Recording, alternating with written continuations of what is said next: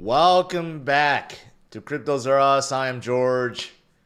We're all George. So, happy Friday. Today, things are looking good once again. So, let's talk about why Bitcoin and crypto is on a verge of a major breakout. That's right. We got a lot of great things happening. It was announced that Bank of Japan have hiked their interest rate by 25 basis points.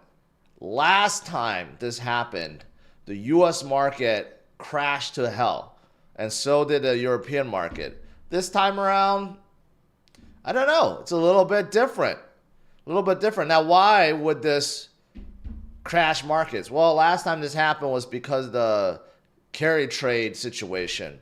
Japan is like the only nation on the planet that is actually looking to increase rates rather than decrease, because they had this policy in place where they artificially kept their interest rate at zero. In fact, it was below zero. So you could have borrowed money, and they paid you to borrow money. And a lot of companies around the world have, and then they started, selling it back, so to speak, when Japan started raising their interest rate. So that's why last time this carry trade situation caused world markets to crash like hell. But this time around, it's already elevated. So just a little bit more doesn't seem to have the same effect anymore, which is really good. Otherwise, last time this happened, Dow Jones opened at like minus 500 and we went to like minus like 1500 for the day or something. So certainly different now, which is, again, really good. I don't know how that's going to be for Japan. Their yen is getting decimated. I don't know if it was. I don't know if it gotten better recently, but this is going to make, I don't know. This is not to prevent inflation. This is actually to prevent deflation, this whole policy. But now this may cause more deflation as Japanese consumers decide not to spend. So, I mean, they're in a world of hurt right now. Let's just say the least. Yeah, let's say that. But anyways, that has nothing to do with what Trump is doing. So let's talk more about Trump. A lot of you guys may have heard or may have missed yesterday that he signed the crypto executive order, okay? Which means the government, especially the crypto czar, David Sachs, is going to start putting things in place that makes it very, very favorable for crypto to operate in the U.S. and make crypto the number one, or make the U.S. the number one nation, right? And after that, you have so many, I guess, banks and titans of the world start turning bullish. Morgan Stanley, CEO, says he will work with the U.S. regulators on offering crypto. Bank of America says they will be adopting crypto payments. I mean, you got all the leadership of all the major banks that are turning around, right? Doing a 180 and saying, oh, okay, now it's time to embrace crypto. And of course, you got Senator Cynthia Lummis, who's encouraging people to save Bitcoin for their retirement, for their future. But she's also heading the banking committee on governing crypto assets, right? And she's the one that is really tasked to create this strategic reserve. And now there's rumors that the strategic reserve is not just for Bitcoin, it's for crypto, right? Can we have XRP in there? Can we have Solana in there? Can we have maybe Hedera or Cardano in there? Who knows? Who knows? Right? And, all this talk about stopping any sort of CBDC and embracing stablecoins, also said by Trump.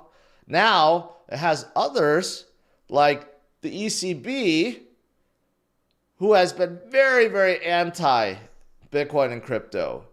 Now they're thinking they need to do something, that the ECB has to come out with maybe their own stable coin. But which is, if they did, it would be a CBDC. But they're basically talking,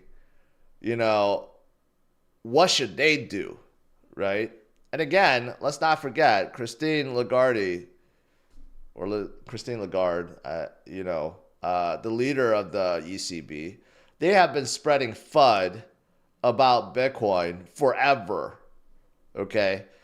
Including this tweet back 3 years ago, where they called that Bitcoin, it's fall to 15,000 or 16,000, the last grasp, okay? And Bitcoin is on a path to irrelevance. And you can see when you can see the timing of it was just horrible. And they have been saying that forever, right?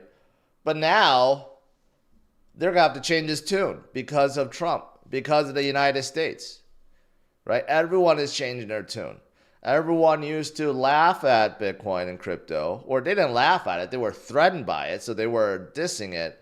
But now they can't do that anymore, right? So things are changing a lot. And I saw this. I don't know if this is going to happen, but there is a Republican House member now trying to amend the U.S. Constitution to allow Trump to serve a third term. That's how much he believes in Trump and believes the things that Trump is going to do. I don't know if this is going to be a good thing. Trump just started a new term.